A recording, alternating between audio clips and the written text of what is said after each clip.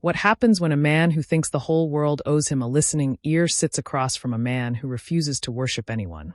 When Prince Harry walks into the Joe Rogan Experience expecting another soft platform to repeat his grievances, he doesn't realize he's sitting inches away from someone who calls out excuses for a living.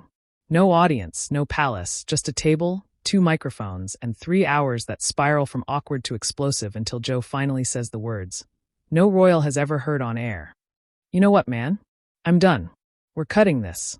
The studio was dim, warm, and familiar to millions who only ever saw it through their screens.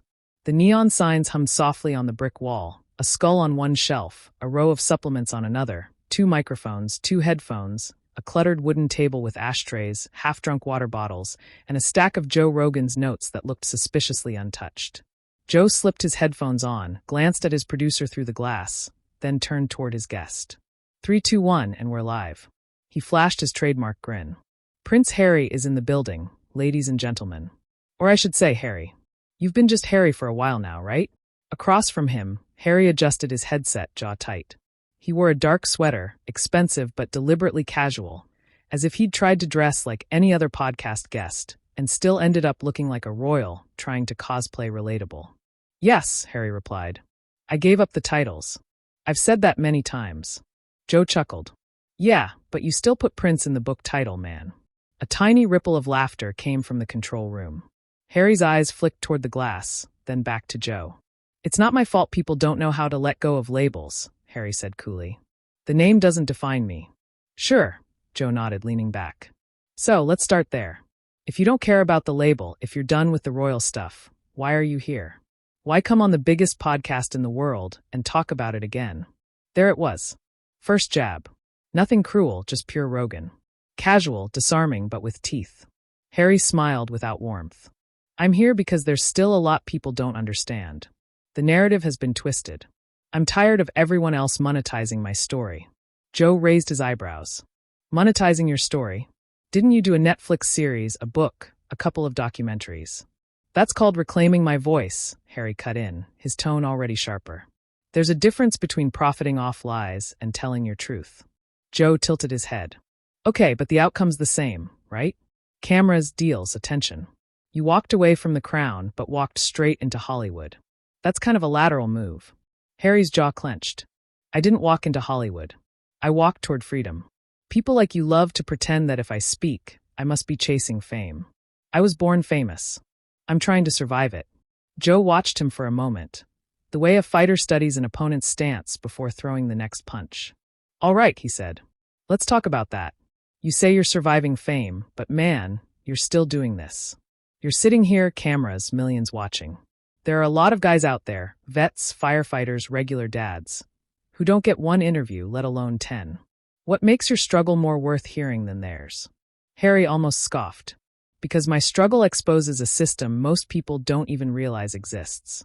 People see a fairy tale. I live the prison underneath it. Joe nodded slowly, tapping the table. That's a heavy line. Prison. Describe it. Harry leaned forward, shoulders squaring, warming to the drama of his own language. Every move monitored, every word calculated, every relationship dissected. You're not a person. You're an emblem. Even your grief belongs to the public. When my mother died, the world cried more loudly than my own family. The institution decided what I should feel, when I should appear, what I should say. That's not family, Joe. That's machinery. For a brief moment, Joe's expression softened. Okay, Joe said quietly. That part, I believe. Losing your mom like that, brutal. No argument. Harry relaxed a fraction. But Joe added, here's where people get hung up. You talk about that pain, but you also throw gasoline on the fire. Interviews, books. You say you want privacy, but then you give the whole world front row seats to your therapy sessions. Can you see why that confuses people? Harry's eyes hardened again. Privacy, he said slowly, as if teaching a child, doesn't mean silence. It means control.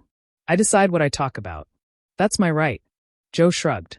Sure, but it also means people have the right to think, hey, this dude kind of likes the spotlight. And people have the right to be ignorant, Harry replied briskly. Your listeners are free to misunderstand me if that makes them feel better.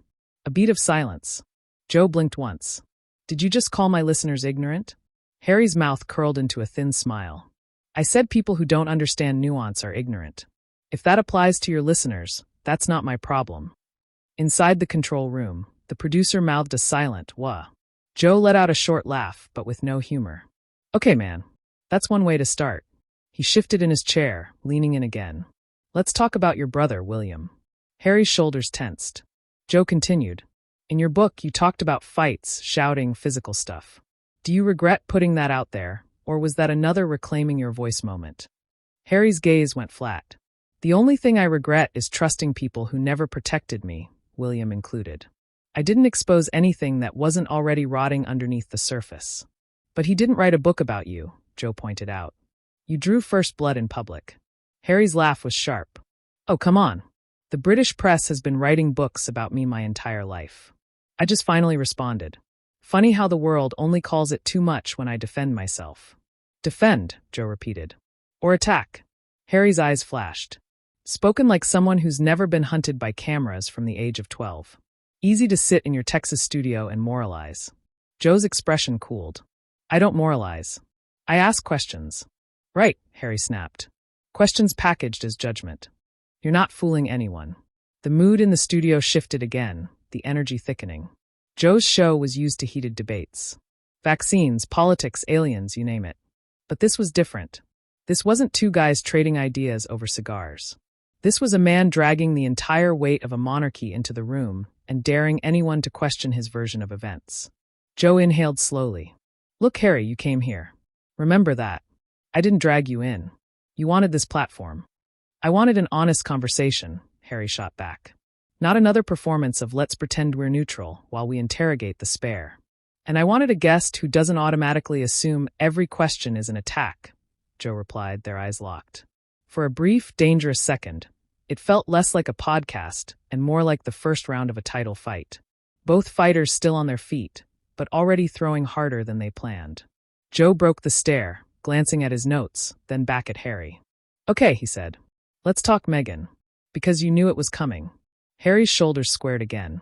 Of course, because the world still can't handle a woman of color marrying into that family without dissecting her every breath.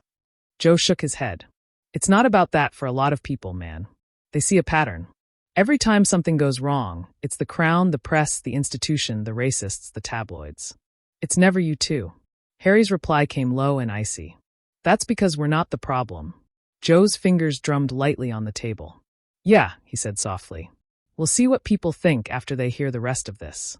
And somewhere in that sentence, in that casual challenge, something in Harry's expression shifted from defensive to dangerous, as if he'd decided this wasn't an interview anymore.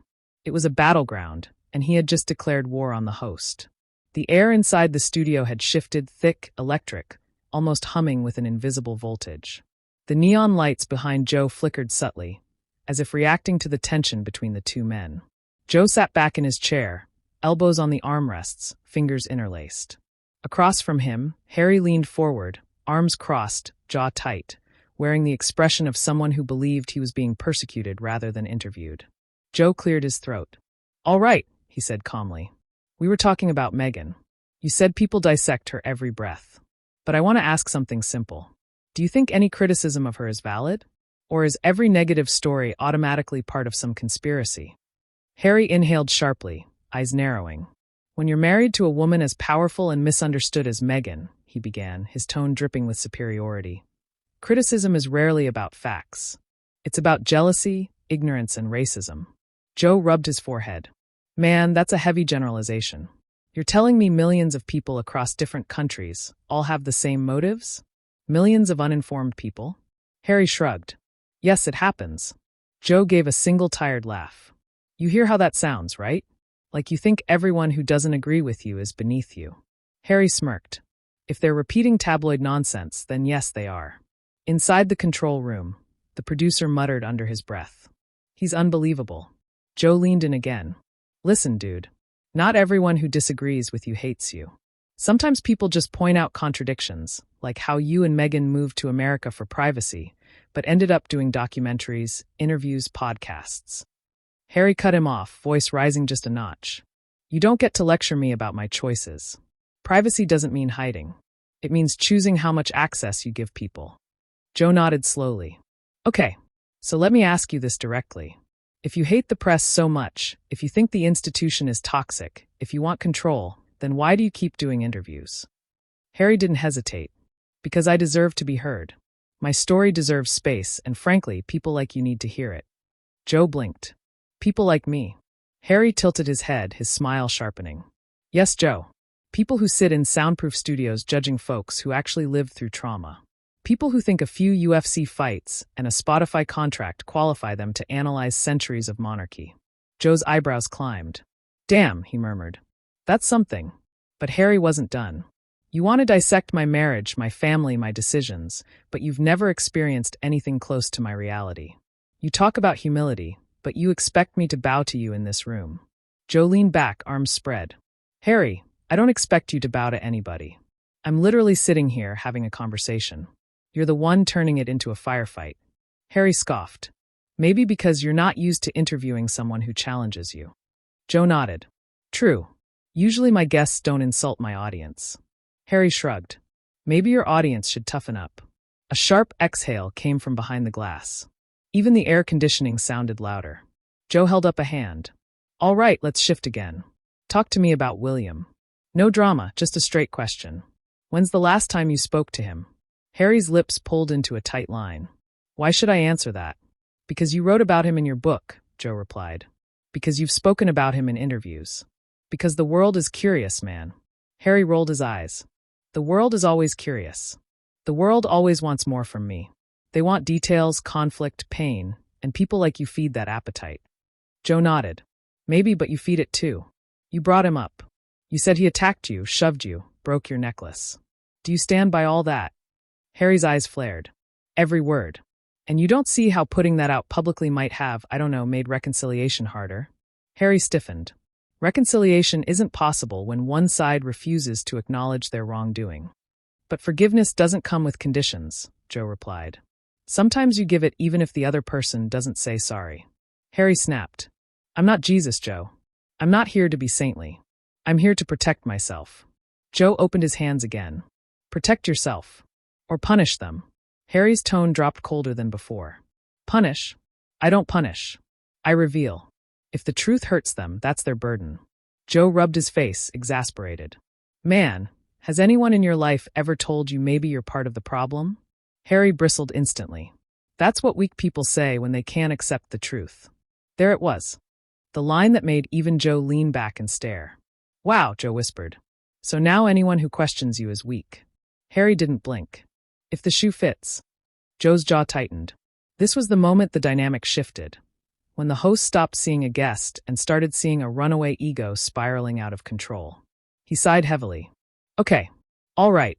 Let's talk about something else before this turns into a shouting match. Harry smirked. It already has. You just don't want to admit you're losing control of your own show. The control room froze. Joe's eyes narrowed. Oh, he said quietly. You think that's what's happening here? Harry shrugged again, settled back in his chair, arms crossed. I've dealt with tougher interrogations. If this is the best you've got, I'm not impressed. Joe stared at him for a long moment, lips pressed together as he slowly inhaled through his nose. And for the first time in the entire interview, Joe Rogan looked genuinely irritated. The studio air had become thick enough to cut with a knife. Joe Rogan sat in silence for a moment, leaning back in his chair, trying to calibrate himself before things spiral completely out of control. The producers behind the glass were frozen, staring at the monitors like they were watching a car crash in slow motion. Prince Harry, however, looked perfectly satisfied, chin lifted, arms crossed, wearing the smug expression of someone who believed he just scored a point in an argument that hadn't even started. Joe exhaled through his nose. All right, he said carefully. Let's get back on track. Harry smirked. I didn't realize we left the track. Joe ignored the jab. So, Harry, let me ask you something about responsibility. Responsibility? Harry repeated with an amused scoff. That's rich coming from you. Joe held up a hand. Dude, this isn't a sparring match. I'm just trying to have a conversation. Harry leaned forward, voice sharp. No, Joe. You're trying to corner me. Same tactic as everyone else. Ask a loaded question. Wait for me to react, then act surprised. Joe closed his eyes for half a second. Okay, forget responsibility. Let's talk about the book. Harry's expression shifted instantly. pride mixed with irritation. Joe continued. In Spare, you revealed some seriously personal stuff about your brother, your father, even your frostbite situation. A few quiet chuckles leaked from the crew. Harry glared in their direction. Joe pressed on. Do you regret sharing any of that now that some time has passed? Harry answered with icy confidence. No. Everything I wrote needed to be said. Joe raised his brows. Even the part about William knocking you to the floor over Megan? Harry's jaw tightened. Yes, especially that part. And the necklace breaking and the dog bowl? Joe, Harry snapped. If you're going to mock my trauma, this conversation is over. Joe's voice stayed calm. I'm not mocking anything. I'm asking if maybe, just maybe, you overshared. Harry scoffed loudly. Overshared. That's the problem with the world. Everyone's too sensitive. How else was I supposed to tell my story? Whisper it to myself in the mirror? Joe leaned forward, elbows on his knees. No one's asking you to hide. But there's a difference between being open and dumping every private detail to the public. Harry shrugged. The public deserves the truth. Joe blinked. Dude, the public doesn't deserve anything from your family's private life. Harry barked a laugh. Says the man whose entire career is based on broadcasting conversations. Behind the glass, one of the producers whispered. He's unreal. Joe fought the urge to roll his eyes. Look, man, you keep calling yourself a truth teller. You say you're free, but honestly, you sound angry. You sound bitter. Harry leaned back, crossing his legs like a king on a throne. I am enlightened, Joe.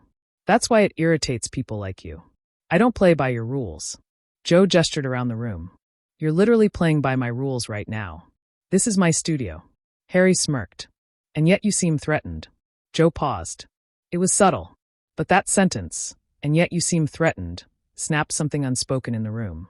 Joe slowly set his headphones down. Threatened, he repeated softly. By you. Harry shrugged. You're getting flustered. Joe blinked slowly. All right, let's talk about William again. Harry's face darkened instantly. No. The word came sharp and stiff. That topic is closed. Joe pressed gently. Why? You've been open about everything else. Harry growled under his breath. Because I'm tired of you people asking me the same questions. William this, William that. Maybe talk about my achievements for once. Joe gave him a long, incredulous stare. Okay, what achievement would you like to talk about? Harry hesitated for a second, just long enough for Joe to notice. Then Harry snapped. You wouldn't understand. Joe leaned back, folding his arms. Try me. Harry straightened in his seat, posture stiff, chin high. I've built a global platform. I've redefined what it means to be a modern royal. I've exposed corruption. I've inspired millions. Joe stared at him. Did you, though? Harry's nostrils flared. What's that supposed to mean? Joe kept his voice even. I mean, when people think of you now, they don't talk about your accomplishments. They talk about the interviews, the drama, the fights, the complaints. Harry pointed a finger at him. Because the media twisted everything. Joe lifted his hands. I'm not the media. I'm one guy asking you questions you agreed to answer. Harry rolled his eyes again. You Americans are all the same. That was it. The room shifted. Everyone felt it. Joe leaned in, voice dropping lower. What's that supposed to mean? Harry shrugged casually. Blind patriotism, loud opinions, no understanding of real monarchy. You worship celebrities and pretend it makes you important. Joe blinked once, twice. Then he sat back in his chair, tone suddenly colder. Harry, be careful. Harry chuckled arrogantly. Careful of what? You. Joe didn't smile. No. Careful you don't lose whatever sympathy you have left. Harry flicked a hand dismissively. I don't need sympathy from peasants. The control room froze. 2 camera operators stiffened. A silence slammed down like a hammer. Joe slowly leaned forward. Peasants? He repeated, almost whispering. That what you think of people? Harry's smirk didn't fade. If the word fits. Joe inhaled deeply. You do realize you're not in a palace, right? You're in Texas, in my studio with my team, with regular people. Harry shrugged. Anne. Joe lowered his voice to a near growl. You're not doing yourself any favors, man. Harry laughed softly. I don't need favors. I'm Prince Harry. And for a second, just a second, Joe looked like he was genuinely considering ending the interview right then and there. But instead he said, let's take a break. Harry smirked triumphantly. I thought you'd say that. Joe didn't reply. He just stood up and walked off camera. For the first time in the entire interview, Harry's smirk wavered. The break felt like an hour, though it lasted barely 4 minutes. The studio pulsed with a different kind of energy now. Not tension, but anticipation. The crew whispered among themselves, stealing glances at Harry, who sat alone at the table, still perfectly smug, still tapping his fingers like he was waiting for servants to return with tea. But Joe Rogan was nowhere near that table. He stood just off camera, arms crossed, talking quietly with a producer who looked pale. "You sure you want to finish this?" the producer whispered. Joe exhaled through his nose, eyes fixed on Harry. "We're finishing this," he said, "but on my terms." When he walked back toward the table, the change in him was visible. He wasn't the relaxed, laughing host anymore. This Joe Rogan was still calm, but in the way a storm is calm right before it hits. He sat down, adjusted his mic, and stared at Harry for a long moment. "We good?" he asked. Harry smirked. "I don't know, Joe. Are you good? You seemed awfully flustered before." Joe ignored the provocation. "Let's keep going." The cameras flicked back on. Joe leaned forward. "Harry, before the break, you called the public peasants. You understand how." Harry cut him off with a scoff. "Oh, for God's sake. You Americans can't take a joke." "It was sarcasm, Joe." Joe raised a brow. "You said it 3 times. Harry flicked a hand. "Well, some truths slip out when one's exhausted." Joe stared at him. "So, you meant it?" Harry's eyes narrowed. "I think people need to stop being so dramatic about words." Joe pressed. "And you don't see how calling ordinary people peasants might reflect badly on you?" Harry leaned back with theatrical boredom. "If people are offended, maybe they should examine why the word fits." A couple of crew members exchanged stunned looks. One whispered, "He's digging his own grave." Joe exhaled deeply. Too deeply. "Harry, do you hear yourself?" Harry shrugged. "I hear someone speaking honestly. Something the world clearly isn't used to." Joe's patience thinned visibly. "All right, let's talk about Megan." Harry's eyes sharpened instantly, voice turning defensive. "What about Megan?" Joe stayed calm. "There have been rumors." Harry leaned forward sharply. "Rumors you will not repeat." Joe didn't flinch. "You came here to talk, Harry. I talk to everyone the same way. Musicians, comedians, presidents. If there's something big in the news, then ignore it," Harry snapped. "Stop feeding the tabloids' obsession with my wife." Joe folded his hands. "I'm not feeding anything. I'm asking questions. It's what a host does." Harry gave a cold laugh. "No, Joe. What you're doing is trying to corner me for entertainment. You want a moment. You want a meltdown. That's why I shouldn't have come back." "Then why did you come back?" Joe asked, tone suddenly sharper. Harry froze. Joe stared him down. "Seriously, if all you do is blame everyone around you, why show up?" Harry straightened, nostrils flaring. "Because people deserve to hear my truth." At that, Joe actually laughed, a short, humorless exhale. "Man, every time you say that, you sound less like a truth teller and more like someone who can't stand being questioned." Harry's jaw clenched. "I won't be disrespected by mediocrity, Joe." Joe's eyes snapped up. The room froze. "Mediocrity," Joe repeated slowly. Harry lifted his chin. "Don't act surprised. You're not exactly interviewing heads of state." Joe leaned in, voice low. "I've interviewed astronauts, neuroscientists, war heroes, philosophers, and legends. But I've never had someone sit here, insult everyone in the room, and act like the world owes him something." Harry smirked. "The world does owe me something." Joe stared at him, stunned. "You serious?" Harry lifted both hands. "I was born into duty, into expectations, into a system that suffocated me. The least people can do is understand my pain." Joe blinked slowly. "Harry, you're living in a mansion in Montecito." Harry shrugged. "And does comfort erase pain? You Americans are so obsessed with money. You equate wealth with happiness. It's pathetic, honestly." Joe inhaled through his teeth. "Okay, enough." Harry smirked. "Touch a nerve." Joe sat forward, elbows on the table, voice deadly calm. "You called people peasants.